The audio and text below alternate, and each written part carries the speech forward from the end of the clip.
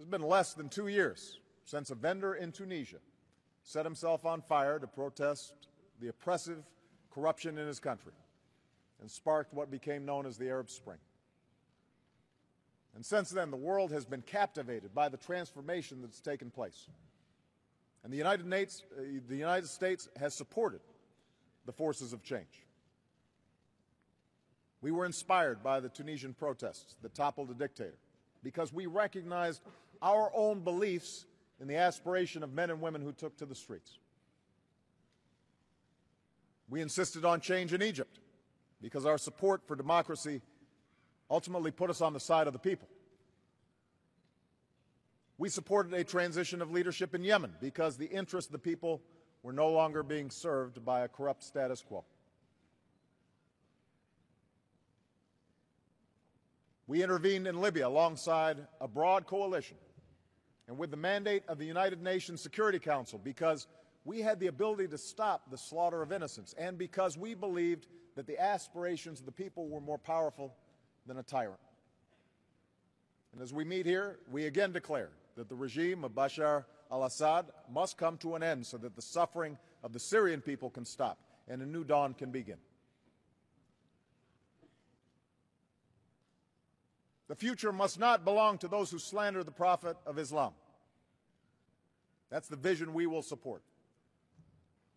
Al-Qaeda has been weakened, and Osama bin Laden is no more. Nations have come together to lock down nuclear materials, and America and Russia are reducing our arsenals. We have no interest in Syrian land. We are there to stop state terror and to end the rule of cruel Assad. When peaceful transitions began in Tunisia and Egypt, the entire world was filled with hope. We chose to support those who called for change. And we did so based on the belief that while these transitions will be hard and take time, in Eastern Africa we are working with partners to bring the Lord's Resistance Army to an end. And in Libya, when the Security Council provided a mandate to protect civilians, America joined a coalition that took action. And because of what we did there, countless lives were saved and a tyrant could not kill his way back to power. Over the last few years, particularly in Egypt, we've seen just how hard this transition will be. Mohamed Morsi was democratically elected, but proved unwilling or unable to govern in a way that was fully inclusive. The interim government that replaced him responded to the desires of millions of Egyptians who believed the revolution had taken a wrong turn. But it too has made decisions inconsistent with inclusive democracy through an emergency law and restrictions on the press and civil society and opposition parties. And so going forward, the United States will maintain a constructive relationship with the interim government that promotes core interests like the Camp David Accords and counterterrorism.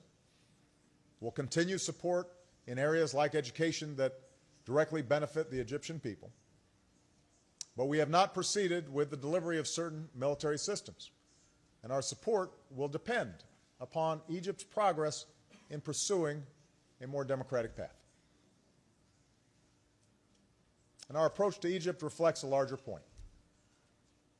The United States will at times work with governments that do not meet, at least in our view, the highest international expectations, but who work with us on our core interests.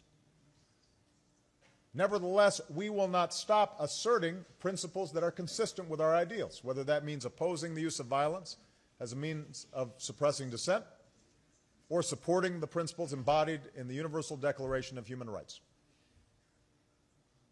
We will reject the notion that these principles are simply Western exports, incompatible with Islam or the Arab world. And the principle of sovereignty is at the center of our international order. But sovereignty cannot be a shield for tyrants to commit wanton murder or an excuse for the international community to turn a blind eye.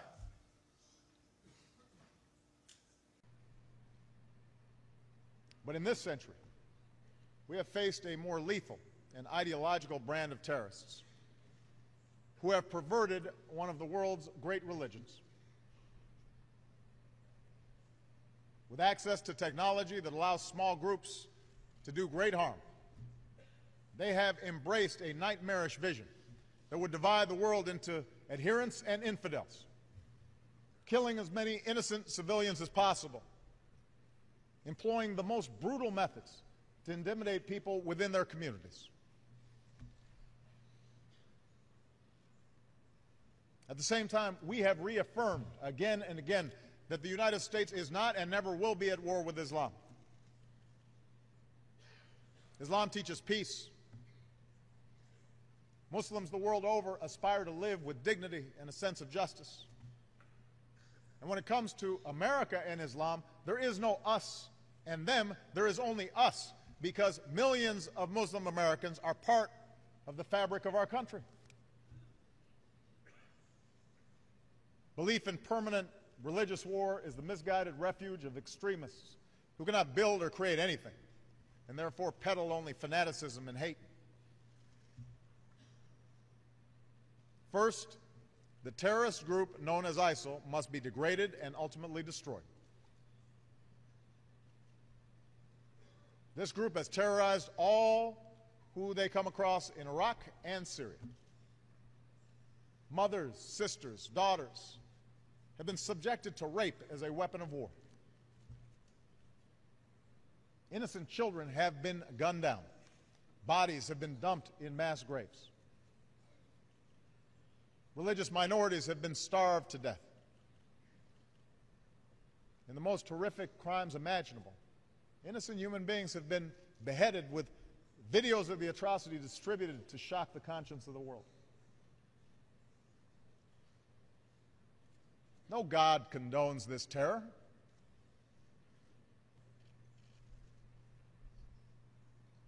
Look at the new forum for promoting peace in Muslim societies.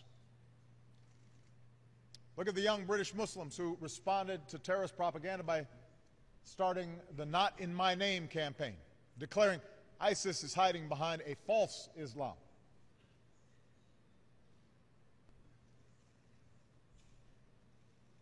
There's nothing new about wars within religions.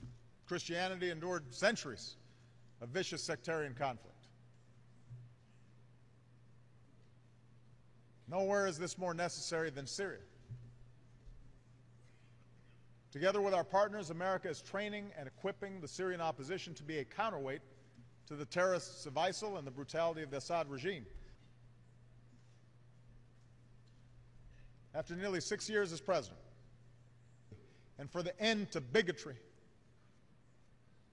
that no matter who you are, or where you come from, or what you look like, or what God you pray to, there's something fundamental that we all share.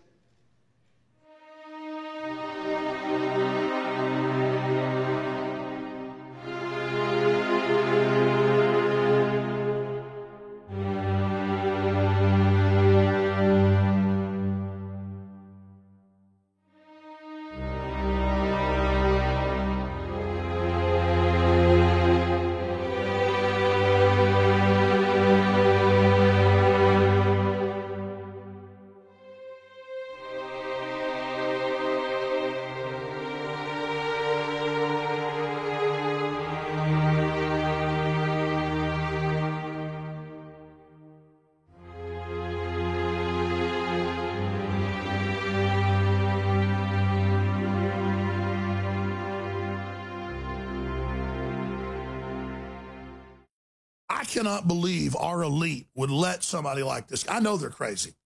I know they're out of control. I know they hate humanity. I know they're doing all these bad things, but man, it's crazy to have a guy that hates America, hates George Washington, hates Christians, hates the Second Amendment. I also know civilization's debt to Islam.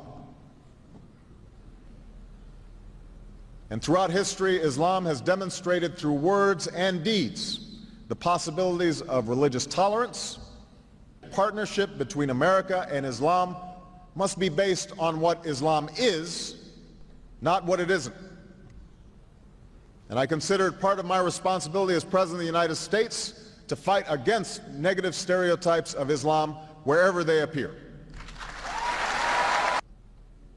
Islam is not part of the problem in combating violent extremism. It is an important part of promoting peace. Islam has a proud tradition of tolerance. Likewise, it is important for Western countries to avoid impeding Muslim citizens from practicing religion as they see fit. What's the most deviant thing you can do to be a radical jihadi inside the White House? I mean, look at what he does funding Al-Qaeda and funding ISIS. And thank God Donald Trump has now come out and pointed all this out. It's up on Infowars.com. He's saying Obama and Hillary created ISIS. They have a bunch of dishonest people. They've created ISIS. Hillary Clinton created ISIS with Obama. Created with Obama. To be fair, we had helped to create the problem we're now fighting. Because when the Soviet Union invaded Afghanistan, we had this brilliant idea that we were going to come to Pakistan and create a force of mujahideen, equip them with Stinger missiles and everything else to go after the Soviets inside Afghanistan. Yes, we came, we saw, he died. Did it have anything to do with your visit? We will convey our deep appreciation for the Islamic faith, which has done so much over the centuries to shape the world, including in my own country. And frankly, we're scared. We're scared of an Obama presidency. But I have to tell you, he is a decent person and a person that you do not have to be scared as President of the United States. Now, now look, point. I got to ask you a question. I do not believe in, I can't trust Obama. I have read about him, and he's an Arab. He is not. No. No, ma'am. He's a decent family man, citizen that I just happen to have disagreements with on fundamental issues, and that's what this campaign is all about. He's not. Thank you. Thank you. Let's not play games. What I was suggesting, you are absolutely right that John McCain has not talked about my Muslim faith. When Obama's stepfather changed jobs and moved the family to another neighborhood in Jakarta, Obama's mother enrolled him in the Basuki Public School. Obama's former classmates showed me his old desk. Barry sat here, Barack sat there, and then you sat there. The school's makeup reflects the population of Indonesia, more than 90% Muslim. There is a mosque in the school. It overlooks the playground, and every day at noon the children are called to prayer. The only record of Obama having attended the school is this old register. And look, it lists his name as Barry Sotoro. That's the name Obama took from his Indonesian stepfather, Lolo Sotoro. That class register says Obama came from Honolulu and lists his date of birth. But look at his nationality. It's listed as Indonesian and his religion as Islam. As some of you know, my perspective has been shaped not only by my values as an American, but by my experiences as a child in Indonesia and visiting my father's family in Kenya. This morning, I called Bob and Janie Bergdahl and told them that after nearly 5 years in captivity, their son Bo is coming home. I'm also grateful for the tireless work of our diplomats and for the cooperation of the government of Qatar in helping to secure Bo's release. And earlier this week, I was able to personally thank the Emir of Qatar for his leadership in helping us get it done. As part of this effort, the United States is transferring 5 detainees from the prison in Guantanamo Bay to Qatar.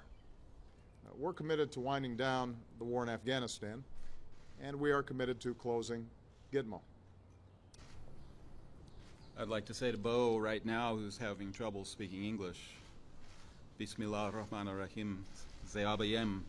I'm your father, Bo. The people of Afghanistan, the same. Khalifa Al-Thani, thank you all for being here very much. Thank you.